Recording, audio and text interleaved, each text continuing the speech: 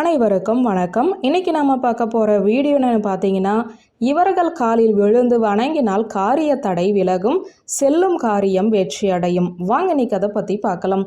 நம்பிக்கை தாங்க வாழ்க்கை. இன்று இரவு படுத்து தூங்கினால் நாளை காலை விடியும், நாளை காலையில் கண் விழிப்போம் என்ற நம்பிக்கையோடு தான் இரவு தூங்கச் செல்கிறோம். அதே நம்பிக்கையை நீங்கள் உங்களுடைய வாழ்க்கையில் முன்னேறுவதிலும் வைக்க வேண்டும். வாழ்க்கையில் நிச்சயம் முன்னேறுவோம் என்று முதலில் நம்புங்கள். அந்த நம்பிக்கையே உங்களுடைய வாழ்க்கையை முன்னேற்ற பாதையில் எடுத்து சென்றுவிடும். நல்ல வேலை கிடைக்க வேண்டும், நல்ல காலேஜில் சீட்டு கிடைக்க வேண்டும், நன்றாக படிக்க வேண்டும், நல்ல தொழில் தொடங்க வேண்டும் என்று நீங்கள் எந்த ஒரு புதிய முயற்சியில் முதன்முறையாக காலை எடுத்து வைக்கும் போதும் யார் காலில் விழுந்து நமஸ்காரம் செய்து கொண்டு ஆசீர்வாதத்தை பெற்றால் வெற்றி கிடைக்கும் என்று தெரிந்து கொள்ள ஒரு ஆர்வம் உங்களுக்கு கண்டிப்பாக இருக்கும். அவர்களுக்கான வீடியோ தான் இது. வாழ்வில் வெற்றி பெற செய்ய வேண்டிய பரிகாரம். அதாவது இன்னைக்கு உங்களுக்கு முக்கியமான வேலை இருக்கிறது. அந்த வேலையில் எப்படியாவது வெற்றி உங்களுக்கு கிடைக்க வேண்டும் என்றால் முதலில் நீங்கள் சூரிய உதயத்திற்கு முன்பு எழுந்து குளித்து விட வேண்டும்.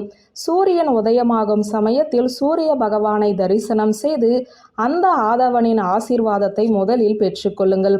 பூஜை அறைக்கு வந்து ஒரு விளக்கு ஏற்றி குலதெய்வத்தையுமே மனதார வேண்டி பூஜை அறையில் இருக்கும் குலதெய்வத்தின் முன்புமே முதலில் விழுந்து நமஸ்காரம் செய்ய வேண்டும். இரண்டாவதாக உங்களுடைய வீட்டில் முன்னோர்களின் திருவுருவ படம் இருக்கும் அல்லவா, அவர்களது முன்பாக 5 நிமிடம் அமர்ந்து பிரார்த்தனை செய்ய வேண்டும். நீங்கள் எந்த முக்கியமான காரியத்திற்காக வெளியில் கிளம்புகிறீர்களோ அந்த விஷயத்தை முன்னோர்களிடம் சொல்லி அந்த வேலை எனக்கு சாதகமாக அமைய வேண்டும் என்ற பிரார்த்தனையை செய்து கொள்ளுங்கள். அதன் பிறகு அந்த போட்டோவுக்கு முன்பு விழுந்து நமஸ்காரம் செய்து கொள்ளுங்கள். அப்போது அந்த முன்னோர்களின் ஆசீர்வாதமும் பரிபூரணமாக உங்களுக்கு கிடைக்கும். நமக்கு முன்னால் வாழ்ந்தவர்கள் இறந்து விட்டார்கள், இன்று தெய்வமாக நம்மை பார்த்து கொண்டிருக்கிறார்கள், அவர்கள் என்றைக்குமே நீங்கள் நன்றாக இருக்க வேண்டும் என்று தான் நினைப்பார்கள்.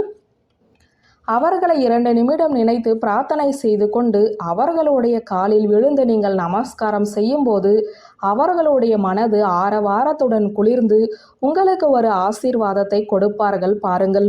அதில் உங்களுடைய குடும்பம் சீரும் சிறப்புமாக செழிப்பாக வாழும். ஆனால் யாருமே என்று முன்னோர்களை நினைத்து கூட பார்ப்பது கிடையாது.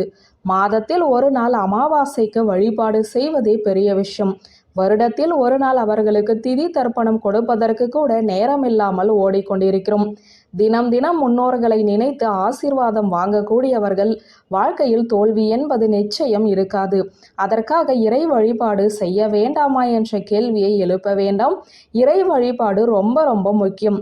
கூடவே சேர்ந்து இந்த முன்னோர்களின் ஆசீர்வாதத்தை பெறுவதன் மூலம் நமக்கு கிடைக்கக்கூடிய வெற்றி நிச்சயம் இரட்டிப்பாக கிடைக்கும் என்பதுதான் நம்பிக்கை.